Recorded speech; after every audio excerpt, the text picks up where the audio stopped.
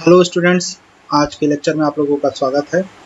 आज मैं फिर से एक नया टॉपिक लेकर के आप लोगों के सामने आया हूँ। इस टॉपिक का नाम है function of several variable. Okay, बहुत ही अच्छा टॉपिक है और इसको मैं सिंगल वेरिएबल फंक्शन के हेल्प से आप लोगों को एक्सप्लेन करूँगा। जैसे जैसे मैं बताते जाता हूँ वैसे वैसे इसको आप समझते जाइए और आप लोगों को फंक्शन ऑफ सेवरल वेरिएबल बहुत ही आसान लगेगा। ओके, बहुत ही सिंपल टॉपिक लगेगा, लेकिन आपको एक भी लेक्चर छोड़ना नहीं है जो मेरे अपकमिंग है। या शुरू करते हैं फंक्शन ऑफ सेवरल वेरिएबल। और उससे पहले मैं आपको बताऊंगा सिंगल वेरिएबल फंक्शन कैसे डिफाइन होता है और उसी के हेल्प से मैं आप लोगों को बताऊंगा फंक्शन ऑफ सेवरल वेरिएबल कैसे डिफाइन किया जाता है। ओके, और इसमें अपकमिंग लेक्चर्स में हमारे limit, continuity, differentiability of several variable function को मैं डिस्कस करूंगा और उन सभी को मैं पहले सिंगल वेरिएबल के हेल्प से एक्सप्लेन करूंगा, फिर मैं मल्टीपल वेरिएबल कैलकुलस को डिस्कस करूंगा। ओके, चलिए आज देखते हैं फंक्शन ऑफ सेवरल वेरिएबल कैसे डिफाइंड होता है और इसको आसानी से आप लोग समझ जाएंगे। ओके, देखते हैं। आप जानते हैं फंक्शन का डिफिनीशन क्या होता है, ठीक है। मैं यहाँ पे फिर से लिखता हूँ और आपको मैं एक्सप्लेन करता हूँ, फिर उसके बाद मैं मल्टी वेरिएबल फंक्शन को डिस्कस करूंगा, ठीक है।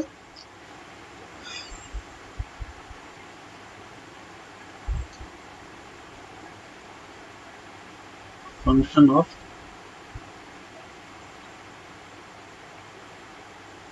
सिंगल वेरिएबल, ठीक है। यहाँ पे दो नॉन एम्प्टी सेट्स होते हैं। एक सेट मान लेते हैं ए है, ये सबसेट ऑफ आर है, और जो सेट बी है वो भी सबसेट ऑफ आर है। ओके, दोनों ही नॉन एम्प्टी सेट्स हैं, ठीक है।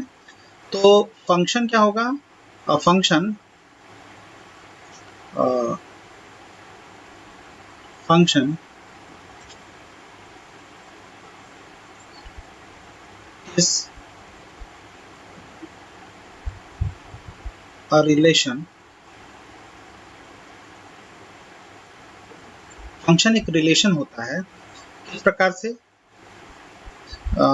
सच दैट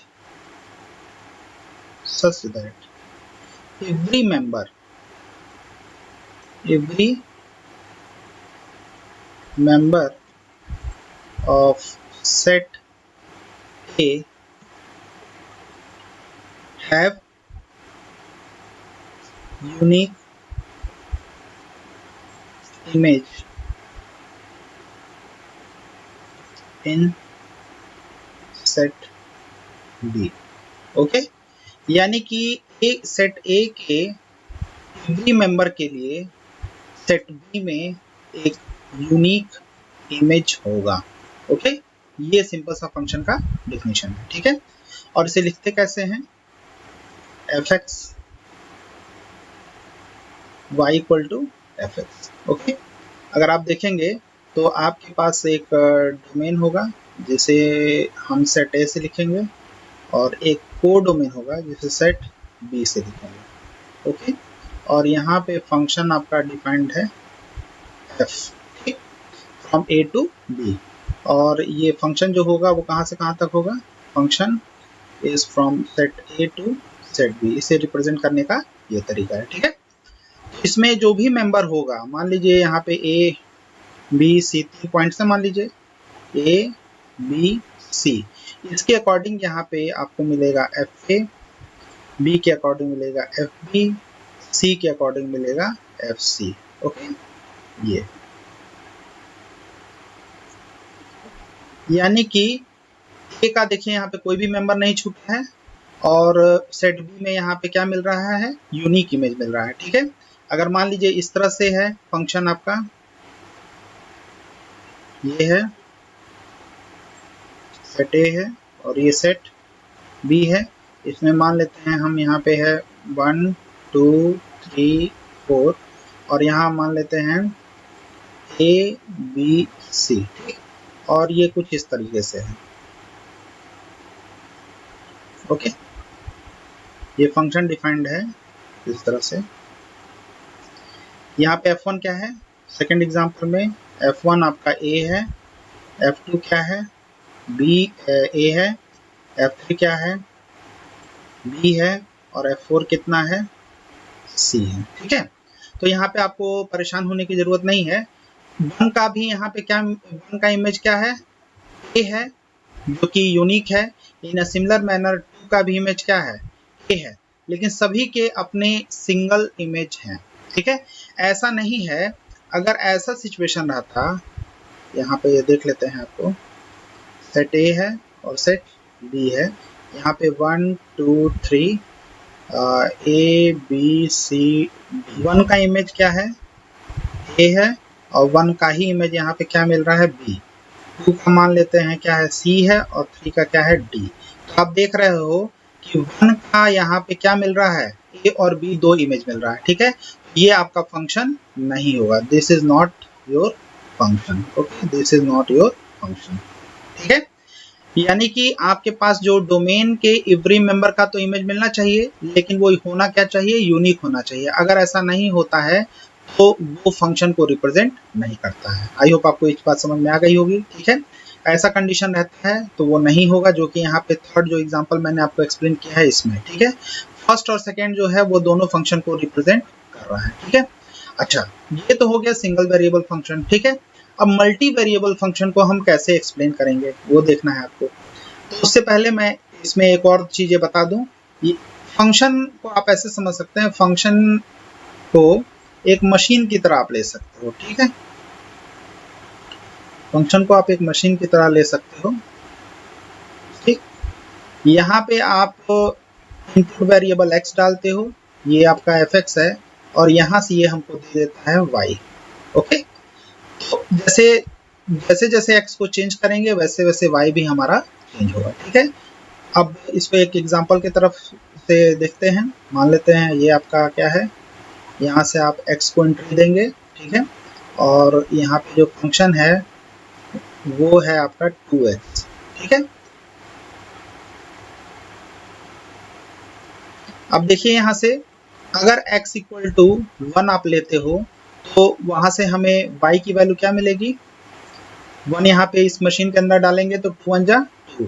ठीक है, इन अ सिमिलर मैनर जब आपका x इक्वल टू 2 आप इंसर्ट करोगे, y इक्वल टू कितना मिलेगा, 4 मिलेगा। ठीक है, 2 into 2 4। In a similar manner जब x इक्वल टू 3 इंसर्ट करते हैं तो fx equal to f3 equal to 2 into 3 यानी कि y इक्वल टू 6। ओके, तो इस तरह से आपको क्या मिलता है, फंक्शनल वैल्यूज मिलती हैं for different value of x। Okay, और यहाँ पे x देखिए चूंकि सिंगल वेरिएबल है तो इसीलिए हम इसको क्या कहते हैं, फंक्शन ऑफ सिंगल वेरिएबल। ठीक है, तो ये आपका फंक्शन का कंसेप्ट हुआ। अब इसी में मैं आपको डोमेन और रेंज एक्सप्लेन करता हूँ, what is domain and what is range of a function. Domain क्या होगा किसी फंक्शन का,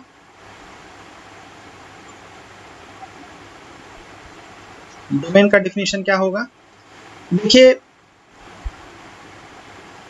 अगर कोई फंक्शन f जो है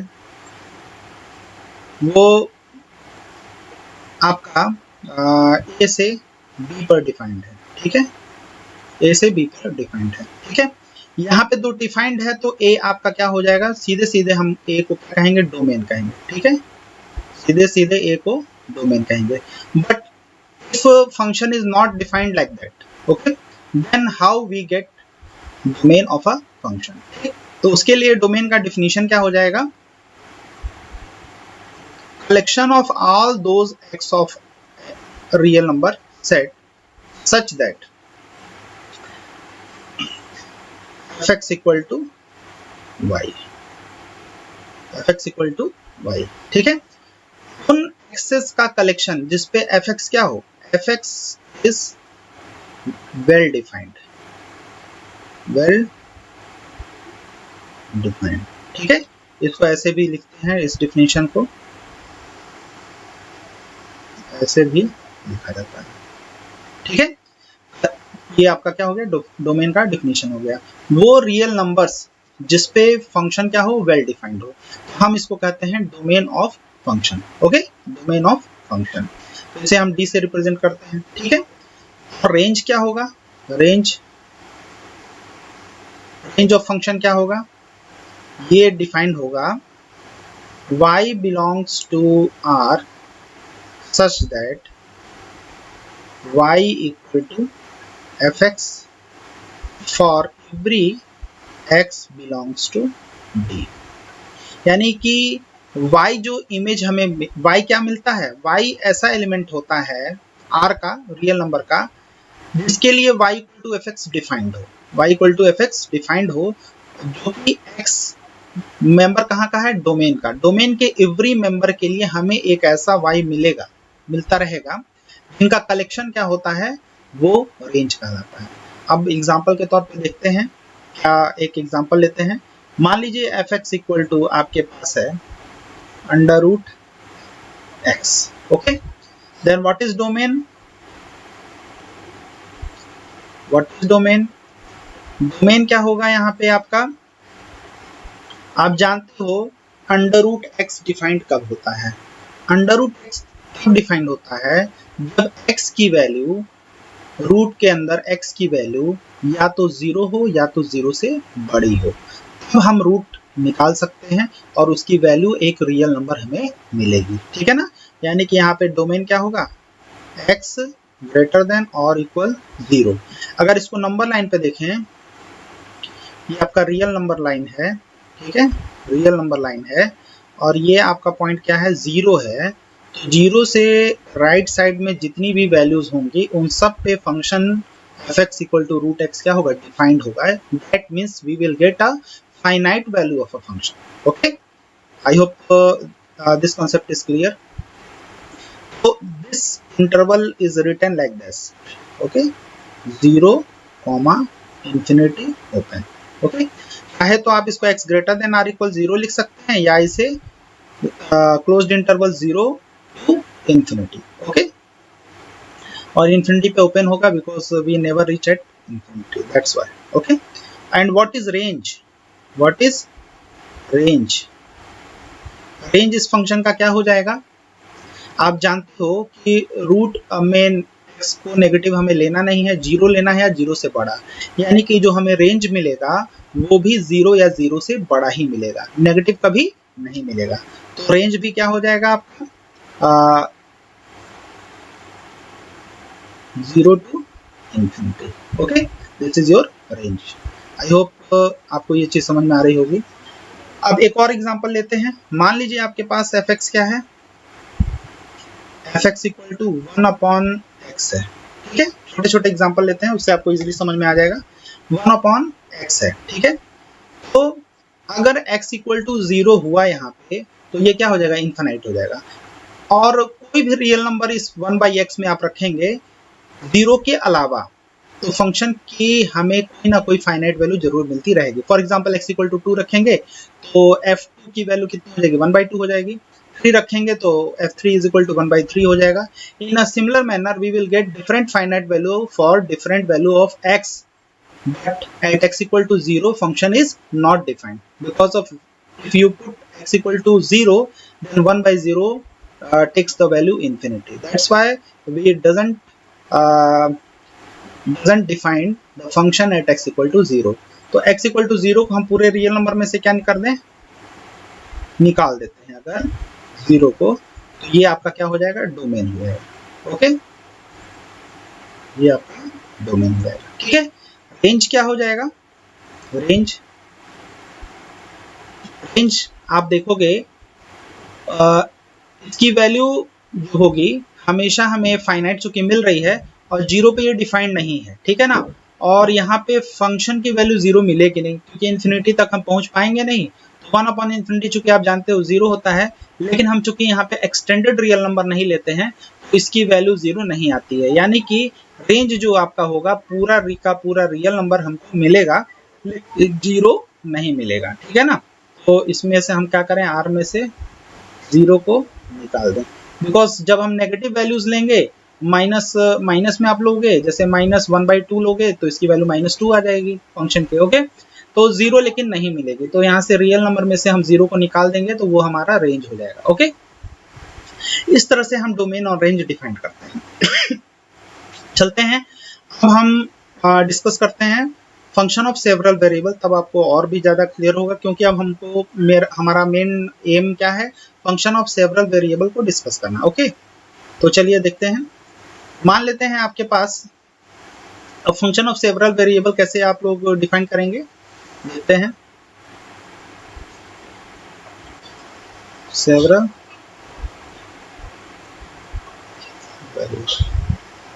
ये हमें डिफाइन करना है, ठीक है।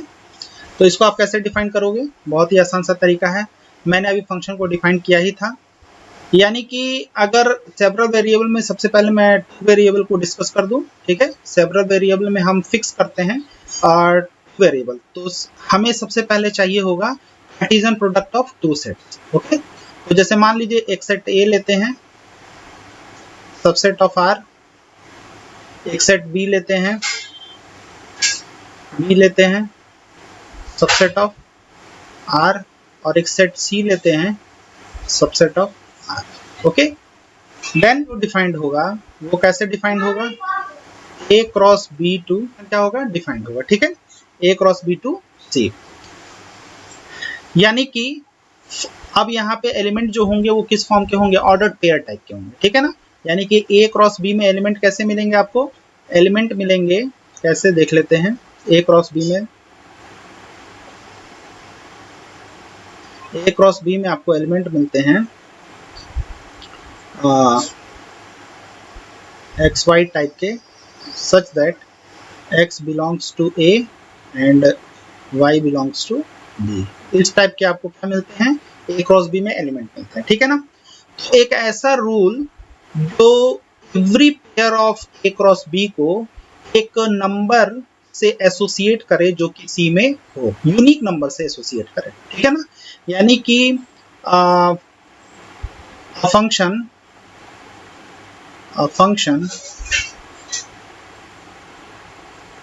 of two variable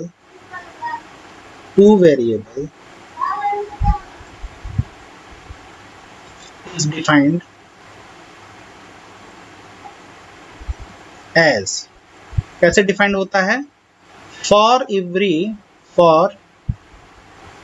every pair x comma y of a cross b have unique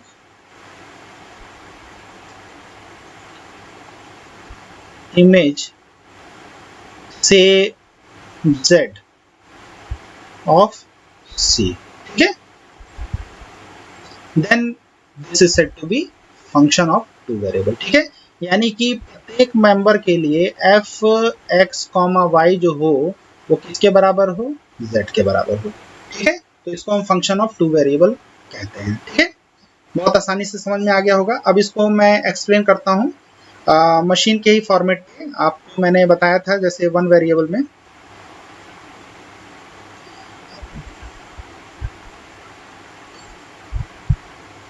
अब यहाँ पे आप टू वेरिएबल्स को क्या कर रहे हो? इन कर रहे हो। एक x है और यहाँ पे क्या है? y है, ठीक है।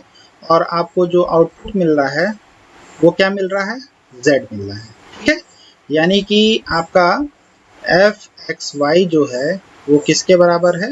z के बराबर, ठीक है। अब इसको कैसे समझेंगे आप देखिए, एक छोटा सा एग्जांपल एक ले लेते हैं, आपको इजीली समझ में आ जाएगा। देखिए ये x है, ओके, ये आपका y है और यहाँ आपका z मिल रहा है, ठीक है। और f(x,y) जो डिफाइंड है, x,y जो डिफाइंड है वह आपका x प्लस y से डिफाइंड होगा, ठीक है। तो अब देखिए यहाँ पे x की वैल्यू, y की वैल्यू हम लेते हैं तो z की वैल्यू हमें क्या मिलती है? For example, if you put value of x and y is 0, you will get z equal to 0 because 0 plus 0 equal to 0.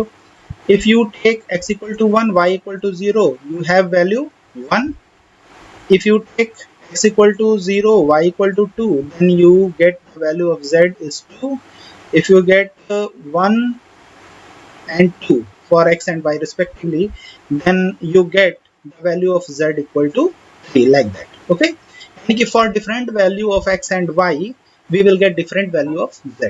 That's why in the definition we write a unique image of the pair, unique image of the pair xy, every pair of xy, यानी कि जो भी हम pair consider करेंगे उसके corresponding हमको एक unique image मिलेगी, ओके। तो इसे हम कहते हैं फंक्शन ऑफ टू वेरिएबल। ठीक है, आई होप आपको ये बात समझ में आ गई होगी। चलिए इसको आगे प्रोसीड करते हैं। इसके डोमेन और रेंज को आप कैसे डिफाइन करोगे इसको हम एक्सप्लेन करते हैं। बहुत आसान सा तरीका है। What is domain? Domain of function. ठीक है, डोमेन ऑफ एफ। ये क्या होगा? ये एक्स वाई जो पेयर होगा वो बिलोंग करेगा आर स्क्वायर में। ठीक है, इस तरीके से कि F X comma Y is well defined, well defined.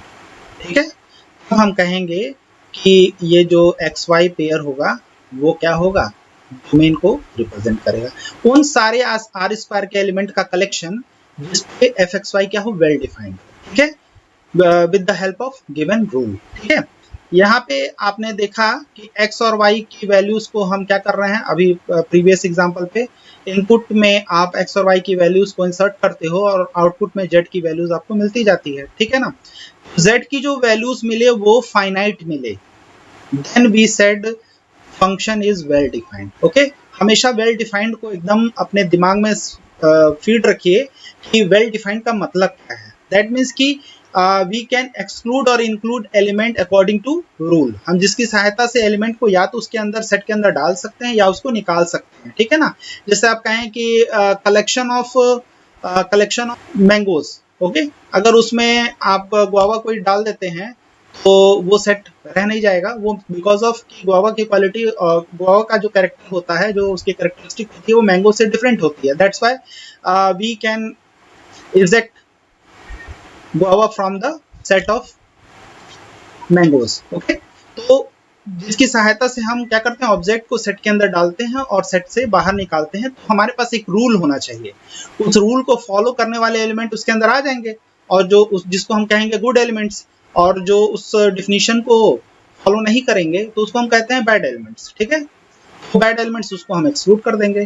तो सेट के लिए हमेशा याद रखिए कि गुड एलिमेंट और बैड एलिमेंट, गुड एलिमेंट वो एलिमेंट होता है जो सेट के डिफिनीशन को फॉलो करता है और उस सेट के अंदर बिलोंग करता है, और बैड एलिमेंट वो होता है जो सेट के डिफिनीशन को, जो कि रूल हमने डिफाइन किया है, उसको वो फॉलो नहीं करता, तो उसको हम क्या करते हैं, एक्सक्लूड कर देते हैं। सेट का सिंपल सा डिफिनीशन होता है। ओके, तो यहाँ पे आपको डोमेन क्लियरली समझ में आ गया होगा फॉर टू वेरिएबल फंक्शन कि X Y belongs to R square such that F X Y is well defined. ठीक है, अगर मान लीजिए थ्री वेरिएबल फंक्शन होता है, फॉर थ्री वेरिएबल फंक्शन, उसका भी सिंपल सा डिफिनीशन हो जाएगा। डोमेन जो हो जाएगा वो कलेक्शन ऑफ ट्रिपलेट, यानी कि X Y Z belongs to R cube. Okay, such that F X Y Z is well defined. Okay, भी आपको समझ में आ गया होगा कि थ्री वेरिएबल फंक्शन के लिए डोमेन कैसे डिफाइन करेंगे।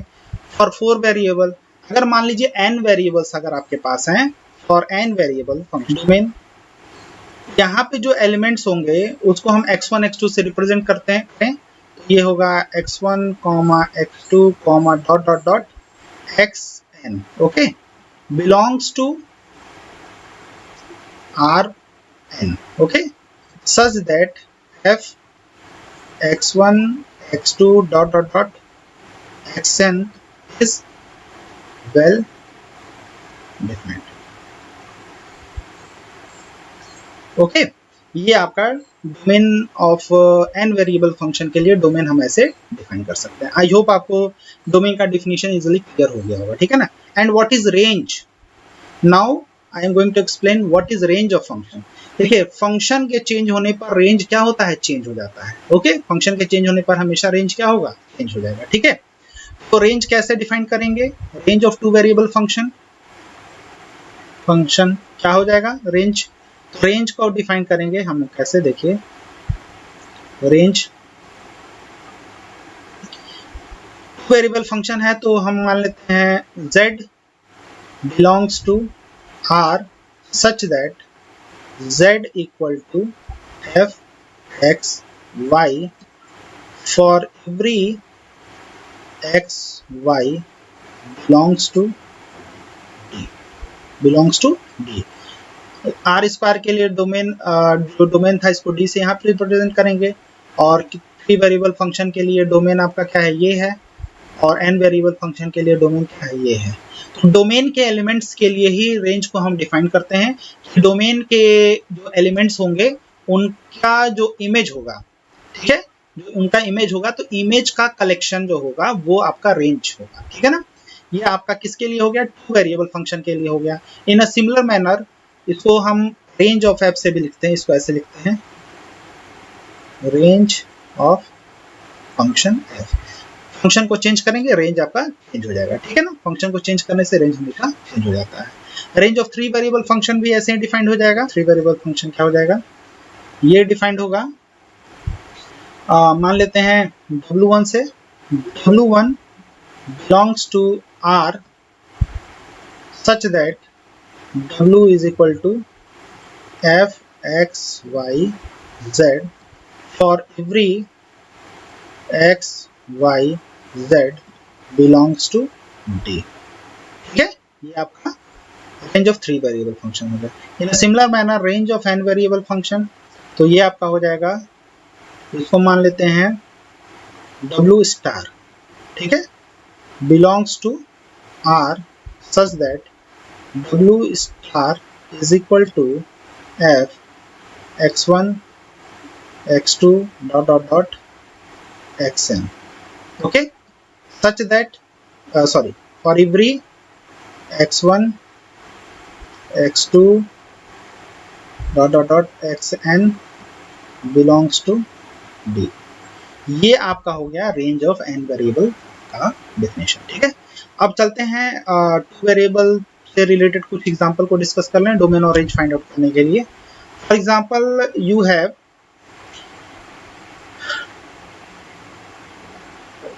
एग्जांपल, अगर आपके पास एफ एक्स वाई जो है वो डिफाइंड है अंडर रूट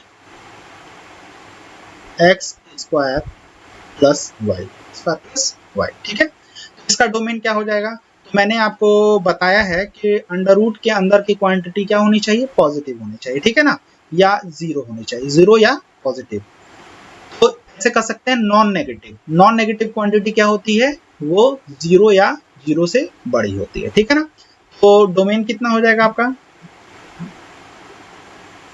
डोमेन आपका हो जाएगा x square plus y greater than or equal 0, this is your domain. और रेंज क्या हो जाएगा इसका, आप जानते हो रूट की क्वांटिटी है, अंडर रूट के अंदर है, तो जो रेंज आएगा वो हमेशा पॉजिटिव होगा, या ऐसे कर सकते हैं नॉन नेगेटिव होगा, क्योंकि इसमें जब 0 0 x की वैल्यू पुट करेंगे तो 0 तो मिलेगा ही, या 0 से बड़ी क्वांटिटी आपको मिलेगी। कभी भी हमको नेगेटिव क्वांटिटी नहीं लेनी है, ठीक है ना। यहाँ पे क्या होगा, रेंज क्या हो जाएगा, 0 टू इंफिनिटी, ठीक है ना। एक्चुअली यहाँ पे जो डोमेन होगा वो इस तरह से डिफाइन होगा, फंक्शन जो होगा एफ एक्स वाई जो डिफाइन होगा, एफ एक्स वाई वो आपका होगा आर स्क्वायर में से वो पॉइंट्स पेयर के निकाल दें एक्स वाई जिसपे x square plus y less than 0 हो, ठीक है। ये आपका डोमेन हो जाएगा, ठीक है। और ये कहां से कहां तक होगा, ये आपका 0 टू इंफिनिटी होगा, ये इस तरीके से डिफाइन होगा, ठीक है ना। आर स्क्वायर में से उन पेयर्स का कलेक्शन को हम निकाल देते हैं जिसपे x square plus y less than क्या हो, 0 हो। ये आपका डोमेन हो गया और ये आपका रेंज हो गया, ठीक है ना। आई होप आपको ये फंक्शन समझ में आ गया होगा। अब दूसरा एक एग्जांपल ले लेते हैं, इसको फर्स्ट कह लीजिएगा एग्जांपल, ठीक है। सेकेंड एग्जांपल ले लेते हैं, मान लीजिए f x equal to 1 upon x square plus y square, ठीक है। मैंने बताया था अपॉन की वैल्यू क्या होनी चाहिए, 0 नहीं होनी चाहिए, ठीक है ना, 0 नहीं होनी चाहिए, ठीक है। और इसमें x और y कुछ भी लेते रहे ये हमेशा क्या रहेगा, पॉजिटिव रहेगा, ठीक है ना। हमको हमारे पास डोमेन क्या मिलेगा इस फंक्शन के लिए, डोमेन जो होगा आपका वो होगा आर स्क्वायर में से हम क्या करें, उन एलिमेंट्स का कलेक्शन निकाल दें x y पेयर को निकाल दें इस प्रकार से कि x square plus y square equal to 0 हो जाए, ठीक है ना। तो ये कब होगा केवल पॉसिबल, जब एक्स और वाई दोनों 0 होंगे तभी ऐसा संभव होगा।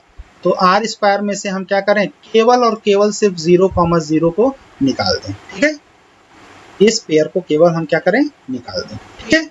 तो ये हमारा क्या हो जाएगा, डोमेन हो जाएगा। और रेंज क्या होगा, रेंज इसमें पॉजिटिव और नेगेटिव सारे वैल्यूज आएंगे क्या। अब देखिए x square plus y square है, ठीक है, ये कभी नेगेटिव तो नहीं होने वाला है, ठीक है।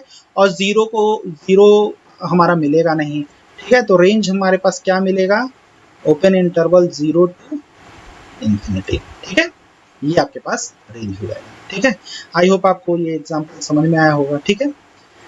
तो इस तरीके से हम डोमेन और रेंज फाइंड आउट कर सकते हैं। फॉर एग्जांपल इसी एग्जांपल 2 को थोड़ा सा हम 3 वेरिएबल में एक्सटेंड कर दें। देखिए एग्जांपल 3 में अगर आप लेते हो तो एफ एक्स इक्वल टू हम ले लेते हैं 1/x(z²), एग्जाम्पल, ठीक है ना। अगर आपने इसको ले लिया तो अब देखिए यहां से हमें क्या मिलेगा, डोमेन क्या मिलेगा, ये डोमेन आपका एक्स वाई जेड की वैल्यू इस तरह से हो कि एक्स वाई जेड आपका 0 नहीं होना चाहिए, ठीक है। तो वहां पे हमारा डोमेन होगा, यानी कि R³ में से हम क्या करें, सिंपली एलिमेंट निकाल दे 0,0,0। और रेंज क्या हो जाएगा इसका, रेंज ये फिर से वही R फिर से आपका 0 to इंफिनिटी, ठीक है। तो आप लोगों को डोमेन और रेंज इजिली समझ में आ गया होगा, कैसे डोमेन और रेंज हम निकालते हैं। इस 3 डायमेंशन में मैं आपको एक ग्राफ को डिस्कस कर देता हूँ ताकि आपको ये चीज इजिली समझ में आ सके, ओके। ग्राफिकली कैसे 3 डायमेंशन हम चीज को समझेंगे, ठीक है। मान लेते हैं कि आपके पास जो फंक्शन है वो f(x) जो डिफाइंड है वो r² to r है, ओके, r² to r, ठीक है। यानी कि जो डोमेन के एलिमेंट्स हैं वो ऑर्डर पेयर टाइप के हैं, ठीक है। यानी कि जो आपको फंक्शन मिलेगा वो ऐसे लिख सकते हैं f(x, y) = z, ठीक है। z is member of this r, ठीक है, and x, y is member of r², where and x and y are input variable,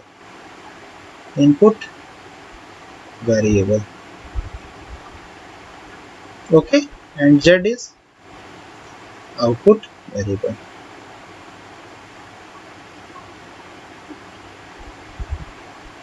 okay. चलते हैं एक फंक्शन लेते हैं f(x, y) जो होगा इस तरह से डिफाइंड है f(x, y) x plus y, that means कि जो वैल्यू z मिलेगा वो x प्लस y के फॉर्म में होगा, या ऐसे लिख लीजिए 2x प्लस y, ठीक है। वेयर एक्स वाई पेयर जो है वो बिलोंग्स करेगा r² में, और जो z मिलेगा वो कहाँ मिलेगा, r में, ठीक है।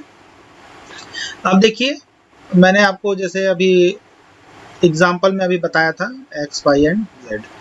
Now we take the value of x and y and we will get the value of z, okay. Like that, if you put 0 0 then this value is 0. If this point is 1 1 then this value is 3. If you put 1 2 then this value is 4, okay. If this is 2 1 what we get 5, okay. इस तरह से आपको values मिल रही हैं।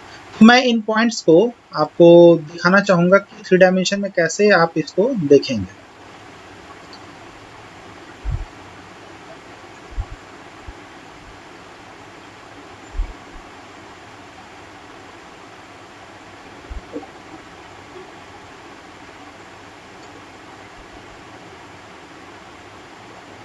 okay. This is your x axis, this is your y axis, okay, and this is your z axis, okay.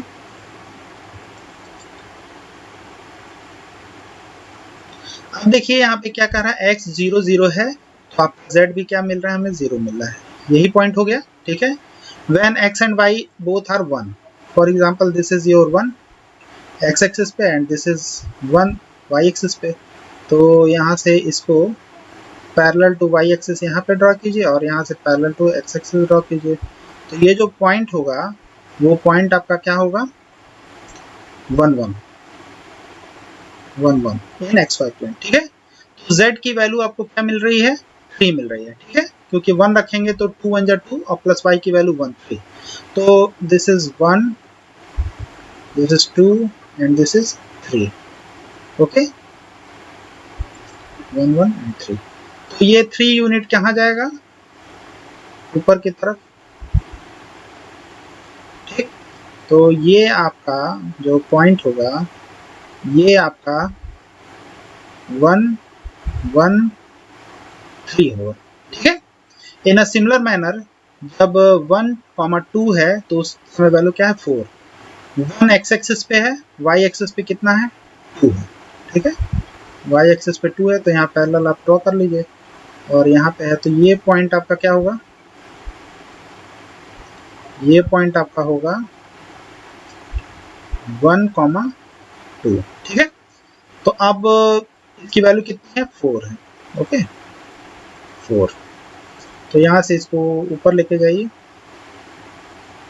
ठीक है, this is your point 1 2 4, okay. इस तरह से आपको डिफरेंट एक्स वाई के लिए डिफरेंट जेड मिलेगा और उसको हम इस तरीके से रिप्रेजेंट करेंगे। आई होप आपको ये बात समझ में आ गई होगी, ठीक है। इस तरह से हम 2 डायमेंशन में वेरिएबल्स जो एक्स वाई चूज करते हैं और उसका रिजल्ट जो हमें जेड में मिलता है, यहाँ पे इस फिगर में मैंने आपको एक्सप्लेन किया। आई होप आपको ये बातें यहाँ तक समझ में आ रही होंगी, ठीक है। अब हम कोई पॉइंट किसी रीजन में इंटीरियर पॉइंट है या नहीं उसको हम डिफाइन करने जा रहे हैं, ठीक है। देखते हैं, बहुत आसान सा टॉपिक है। 2 डायमेंशन के पॉइंट की स्टडी करते हैं, ठीक है। बेसिकली एक्स वाई जेड जब एक्सिस लेते हैं तो उसमें जो 2 डायमेंशन लेंगे, या तो एक्स वाई होगा या वाई जेड प्लेन होगा या जेड एक्स प्लेन होगा, ओके। तो उसमें हम इंटीरियर पॉइंट देखते हैं क्या होता है, ठीक है। तो suppose we have a region, एक रीजन आपके पास डिफाइंड है एस, और कुछ भी ले सकते हैं, कोई भी सिंबल यूज कर सकते हैं, एस कर सकते हैं, टी कर सकते हैं, कुछ भी, ठीक है। तो एस इक्वल टू डिफाइंड है इस तरह से एक reason,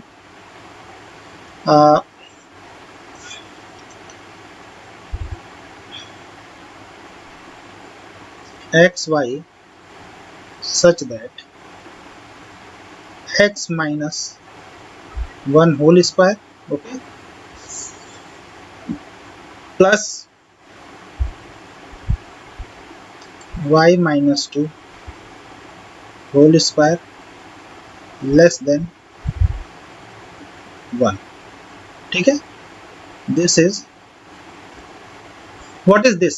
This is a circular disc whose radius is less than 1 and center is 1, 2, okay. This is, अगर हम इसको मान लेते हैं, ये आपके पास x एक्सिस है, ये आपके पास y एक्सिस है, okay, this is your z axis.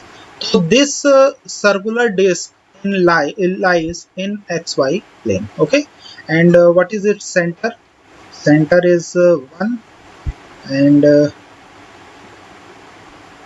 comma 2. That means ki you will have this point as a center. This is point 1, 2, okay. And what is radius? Radius is 1 unit, okay, radius is 1 unit. That means ki this disk is just like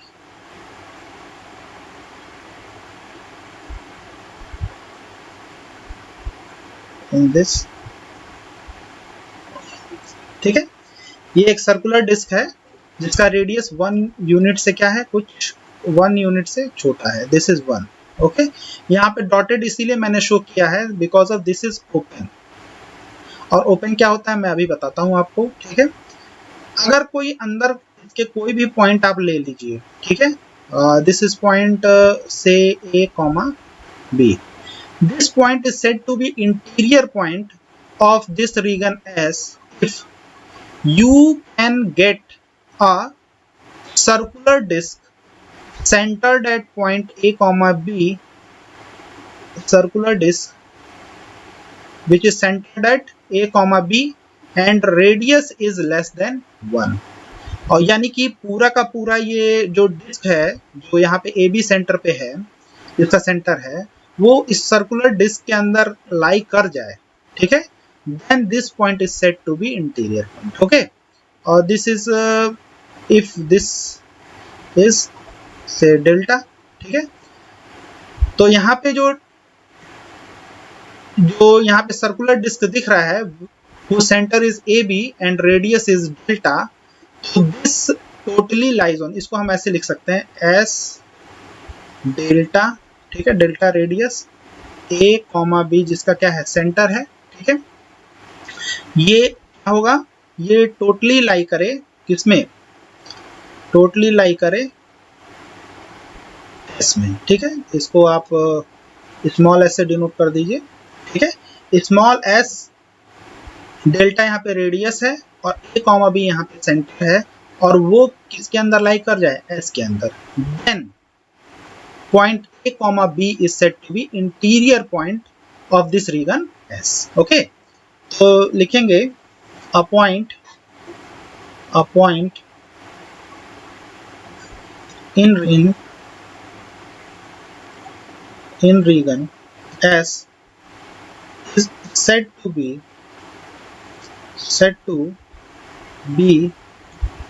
a interior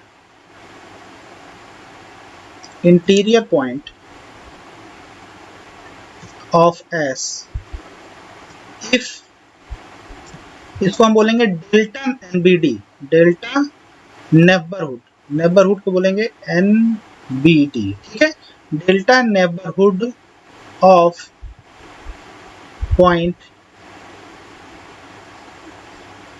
AB completely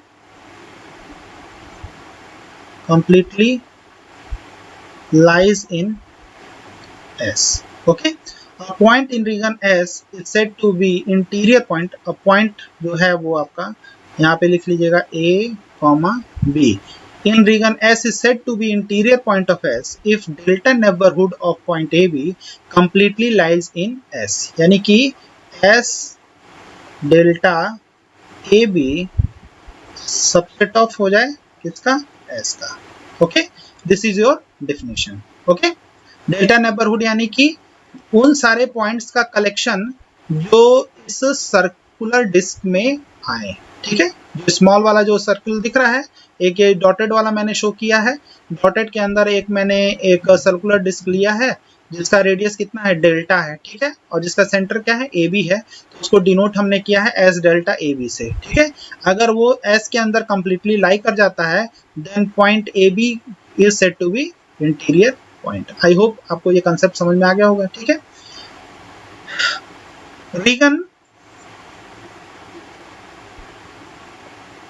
reason s is said to be open set if all its point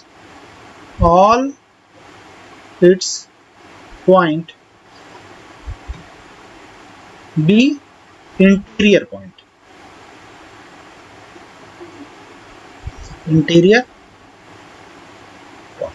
okay, region s को हम open कहेंगे if all its points be interior point.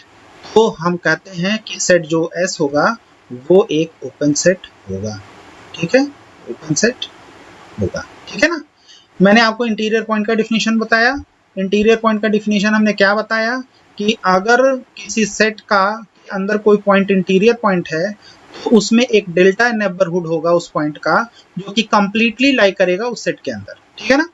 अब इसी example में S के अंदर कोई भी पॉइंट आप ले लीजिए, ओपन है चूंकि ये, अगर इसके बाउंड्री के पास भी कोई पॉइंट आप ले लें तो एक हमको डेल्टा नेबरहुड मिलेगा जो कि कंप्लीटली लाई करेगा इस एस के अंदर। Okay, in this case we can say if all points of this set is interior point, then we said this is called what? Open set. Okay, ये आपके पास ओपन सेट का डेफिनेशन होता है। Now again एक और definition देखते हैं, what is boundary point. ठीक है, what is boundary point. Boundary point discuss कर लें।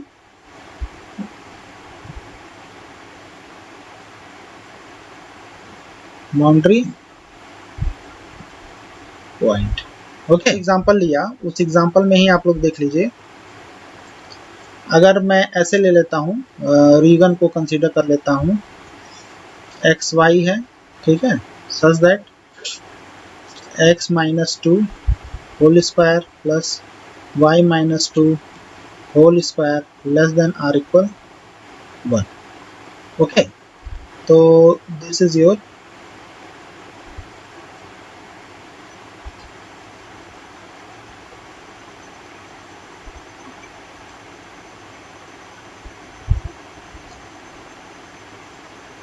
this is your xy plane. Okay, this is your xy plane. Then what is this? This is your center ये closed circular disc होगा। कब होगा मैं अभी आपको बताता हूँ। यहाँ पे इसका रेडियस कितना है? 1 है, तो ये कुछ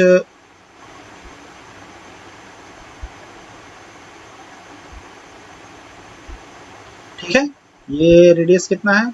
1 है, ठीक है। तो इस बाउंड्री का पॉइंट जो है वो बाउंड्री पॉइंट कब कहलाएगा? अगर हम कोई भी, ठीक है ना, अगर हम कोई एक ऐसा इसका नेबरहुड कंसीडर करें, डेल्टा नेबरहुड, जो एस के अंदर के पॉइंट और एस के बाहर के पॉइंट दोनों इस नेबरहुड के अंदर अगर आ जाते हैं, एस के अंदर के पॉइंट और एस के बाहर के point, and this point is said to be boundary point। ठीक है, तो यहाँ पे ये पॉइंट यदि हम लोग क्या कर लें, a, b कर लेते हैं, ठीक है, और ये फिर क्या है? डेल्टा नेबरहुड है, ये रेडियस डेल्टा है, तो इसको डेल्टा नेबरहुड क्या कहेंगे? s delta ab। ठीक है, ये डेल्टा नेबरहुड है। अगर डेल्टा नेबरहुड s के अंदर के पॉइंट को और s के बाहर के पॉइंट को दोनों को कंटेन करता हो, then this point is said to be, इतना भी छोटा, ये delta is how ever small, ठीक है, delta is very very small, बहुत छोटा है। डेल्टा क्या है? बहुत छोटा है, ठीक है ना। फिर भी कितना भी हम छोटा ले लें तो हमें एस के अंदर के साथ साथ एस के बाहर के भी पॉइंट यदि मिल जाते हैं तो उस कंडीशन में हम इसको क्या कहेंगे? बाउंड्री पॉइंट, ठीक है ना। बाउंड्री पॉइंट का डेफिनेशन क्या हो जाएगा?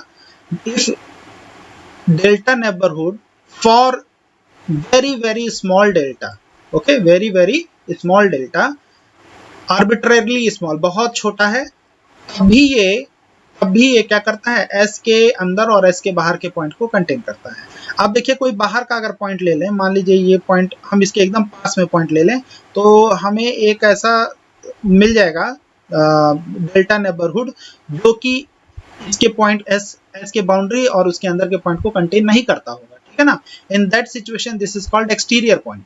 Okay, this point is called exterior point. Exterior point क्या होगा कि अगर हमें एक ऐसा नेबरहुड मिल जाता है, डेल्टा नेबरहुड, जो कि ना तो बाउंड्री पॉइंट को कंटेन करे ना ही उस रीजन के अंदर के पॉइंट को कंटेन करे, in that situation that point is said to be exterior point. Okay, boundary point क्या करेगा? इतना भी मतलब बहुत ही स्मॉल हम डेल्टा कंसीडर कर लें, यानी कि उसका एक ऐसा सर्कुलर डिस्क कंसीडर करें जिसका रेडियस क्या है? बहुत कम है, बहुत बहुत बहुत कम, ठीक है। फिर भी वो एस के अंदर और एस के बाहर के पॉइंट को अगर कंटेन करता है तो वो पॉइंट बाउंड्री पॉइंट कहलाता है। इंटीरियर पॉइंट में होता है कि हमें एक ऐसा डेल्टा नेबरहुड मिल जाए इसके लिए वो रीजन एस के अंदर आ जाए तो हम कहेंगे कि वो इंटीरियर पॉइंट है। बाउंड्री पॉइंट के लिए ऐसा डेल्टा नेबरहुड हो बहुत ही स्मॉल, क्योंकि साइज इसके बाहर बहुत सारे नेबरहुड हम कंसीडर कर सकते हैं, देखिए like that this, okay, like that this, बहुत सारे, ठीक है, लाइक दैट दिस, मतलब कि सबसे छोटा जो डेल्टा नेबरहुड होगा, सबसे छोटा जो डेल्टा नेबरहुड होगा वो अगर एस के अंदर और एस के बाहर के पॉइंट को कंटेन करता होगा तो वो 100% पॉइंट जो होगा वो बाउंड्री पे होगा, ठीक है ना। तो बाउंड्री पॉइंट का डिफिनीशन क्या होगा? Point a b is said to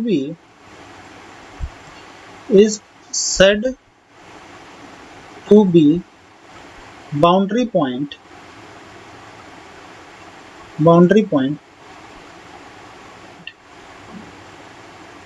of region S if there exist delta, इसको लिख लीजिएगा, sufficiently small but positive, ठीक है, sufficiently small greater than 0 such that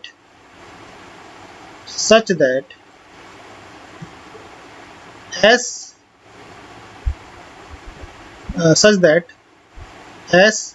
delta AB contains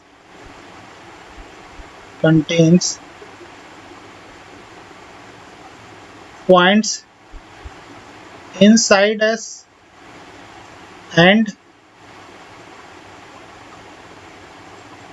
outside S, ठीक है, कंटेन, ठीक है। अगर पॉइंट ए बी को हम बाउंड्री पॉइंट कह रहे हैं इसका, रीजन एस का, इफ देयर एग्जिस्ट डेल्टा, हमें एक ऐसा डेल्टा मिलेगा जो कि सफिशिएंटली स्मॉल हो लेकिन पॉजिटिव, सच दैट, इस प्रकार से कि s delta of a b यानी कि delta neighbourhood of point a b contains point inside and outside of s, inside and outside of s, ठीक है, ठीक है, इनसाइड हो और आउटसाइड, ठीक है। ये आपका हो गया बाउंड्री पॉइंट का डेफिनेशन, ठीक है। और एक्सटीरियर पॉइंट क्या होगा? Exterior point point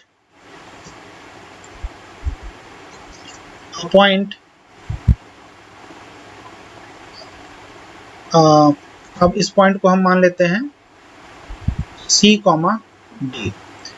C, D is called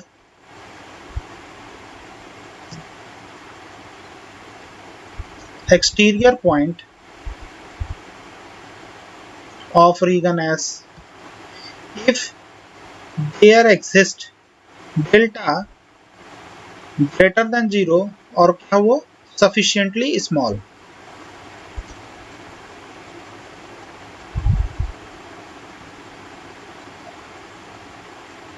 okay, such that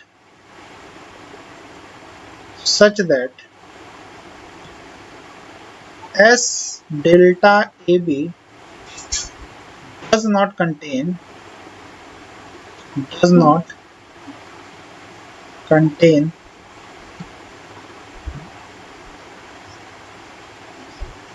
boundary point of S and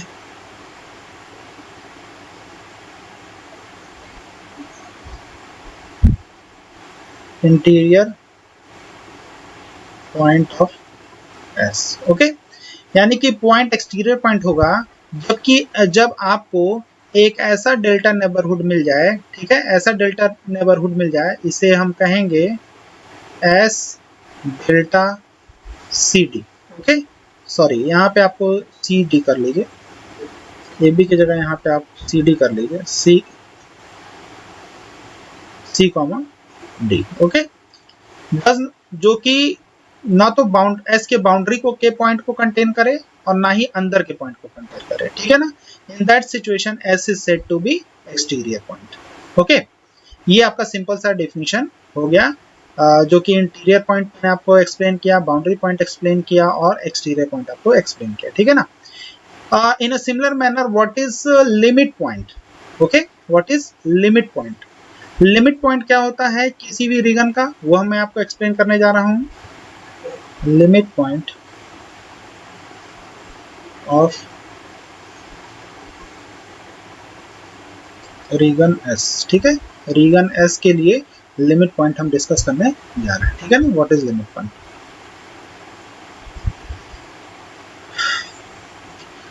फिर वही एक एग्जांपल ले लेते हैं, ठीक है।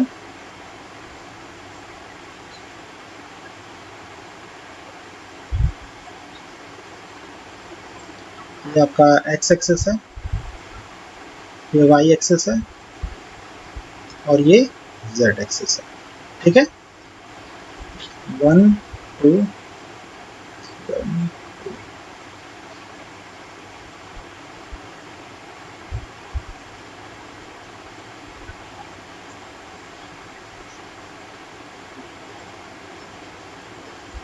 ठीक है।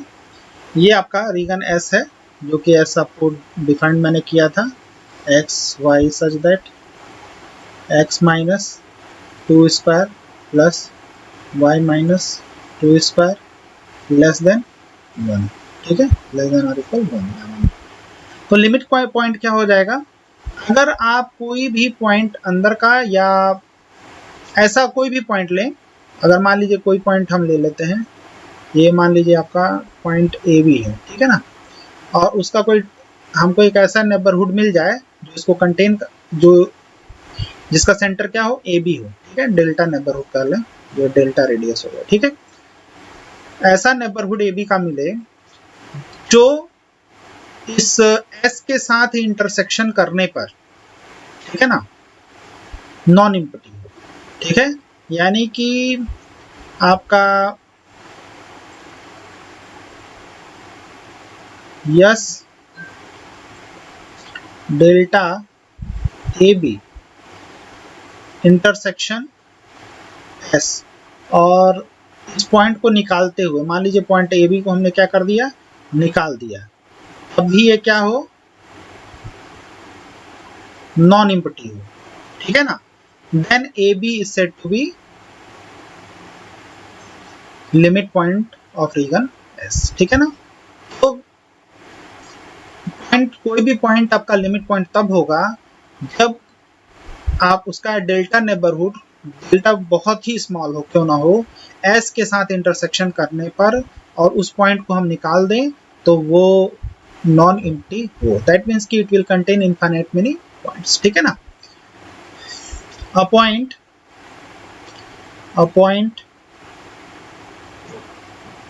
ए b is said to be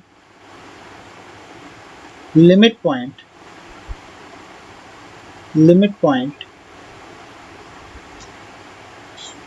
of region S if every neighborhood of delta neighborhood of point AB contains infinite many point of S, ठीक है, infinite many point of S, ठीक है। आप देखिए अगर इसके बाउंड्री पे भी अगर कोई पॉइंट हम ले लें तो हमें कितना भी छोटा क्यों ना हम इसका रेडियस लें, ठीक है, डेल्टा कितना भी छोटा क्यों ना लें, ये एस के साथ इंटरसेक्शन करने पर 100% इनफाइनाइट मेनी पॉइंट रखेगा, ठीक है ना। ये आपका लिमिट पॉइंट का डेफिनेशन हुआ, ठीक है। अगर यहाँ पे तो रीजन यहाँ पे आपका देखिए इक्वालिटी का साइन है, यानी कि बाउंड्री पॉइंट की भी ये बात कर रहा है, ठीक है ना।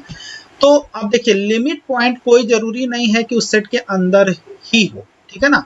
फॉर एग्जाम्पल अगर इसी रीजन एस को हम एस डैश लिखें x y such that x minus two square whole square y minus two whole square less than 1। ठीक है, अगर आप ये रीजन ही क्यों ना ले लें, दैट मीन्स कि अगर यहाँ पे जो रीजन होगा वो कुछ इस तरीके से होगा, ठीक है ना। तो यहाँ पे ये क्या है आपका एक्स वाई पॉइंट है, ठीक, sorry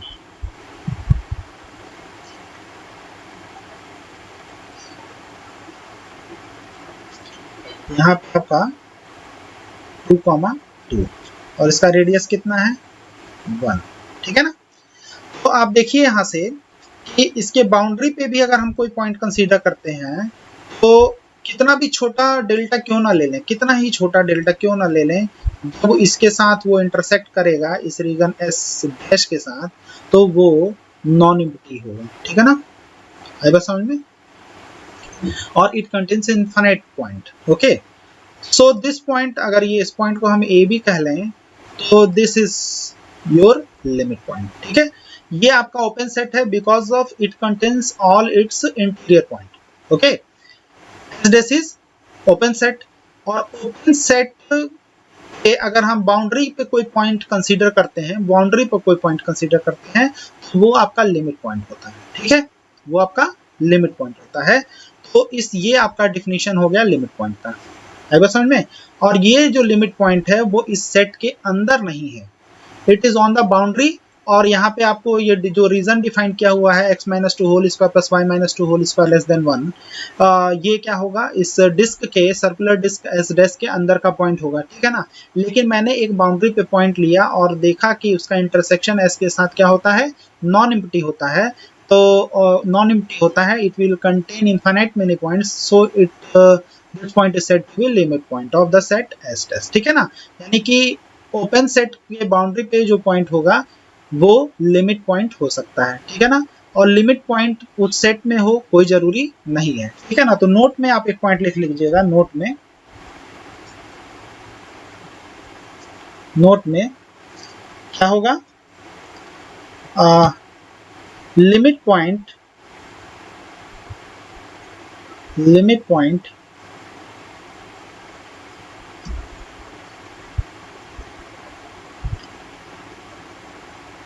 may or may not belongs to region s, ठीक है। ये जो हमने लिया ये फर्स्ट मान लीजिए ये रीजन है और ये आपका सेकंड रीजन है, ठीक है ना। फर्स्ट रीजन में जो आप देख रहे हो इसके क्लोज्ड है, ये क्लोज्ड है, ये लिमिट पॉइंट इस सेट में होगा, ठीक है ना। इन 1 every boundary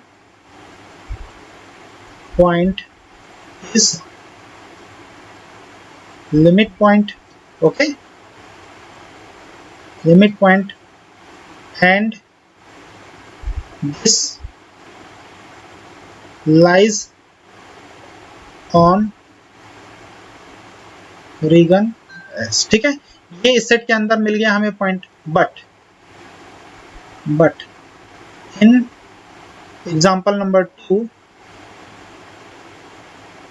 although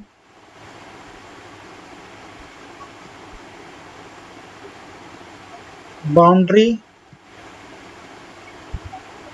point is limit point, but it does not lies in set, या इसको हम रीजन बोल दें, रीजन एस। आई होप आपको ये बात क्लियर हो गई होगी। ये बहुत इंपॉर्टेंट नोट है, इसको याद रखिएगा। नेट गेट सारे कॉम्पिटिटिव एग्जामिनेशन में इस पे क्वेश्चन पूछे जाते हैं। What is limit point, sometimes this point is said to be condensation point, okay, या accumulation point. Limit point, accumulation point, condensation point, these all are synonymous। और कभी कभी कुछ लोग बोलते हैं कि कंडेंसेशन पॉइंट है या एक्यूमुलेशन पॉइंट है तो इस it contains countable number of countably infinite points. कभी कभी कुछ बुक्स में countably infinite number of point अगर दोनों के इंटरसेक्शन में होते हैं तो हम उसको कहते हैं कंडेंसेशन पॉइंट। ओके, यही सिंपल सा, ये आप डिफरेंस भी समझ सकते हैं, लेकिन हालांकि तीनों में कोई डिफरेंस, एक्यूमुलेशन पॉइंट कहिए, कंडेंसेशन पॉइंट कहिए, लिमिट पॉइंट कहिए, कोई डिफरेंस नहीं है। बस कुछ बुक्स में ऐसा कह देते हैं कि कंडेंसेशन पॉइंट अगर है तो वो countably infinite number of point को उनका इंटरसेक्शन रखेगा, यानी कि जो आपका डेल्टा नेबरहुड है अगर उसको रीगन के साथ इंटरसेक्ट कराते हैं तो वो countably infinite number of points को रखता है। ये लिमिट पॉइंट का मतलब ये समझिए कि हमेशा उसके इंटरसेक्शन में इनफाइनाइट मेनी पॉइंट्स होंगे। ओके, आई होप आपको ये लेक्चर समझ में आया होगा और आप चीज़ों को आसानी से समझ गए होंगे। अगर कोई डाउट होता है तो मुझे मेल कीजिए, मैं उसको शॉर्ट आउट कर दूंगा। ठीक है, तो अपने फ्रेंड्स के साथ शेयर कीजिए और अगर नया मेरे चैनल को आप देख रहे हो तो उसको सब्सक्राइब कर लीजिए और नोटिफिकेशन बेल को प्रेस कर लीजिए। Thank you.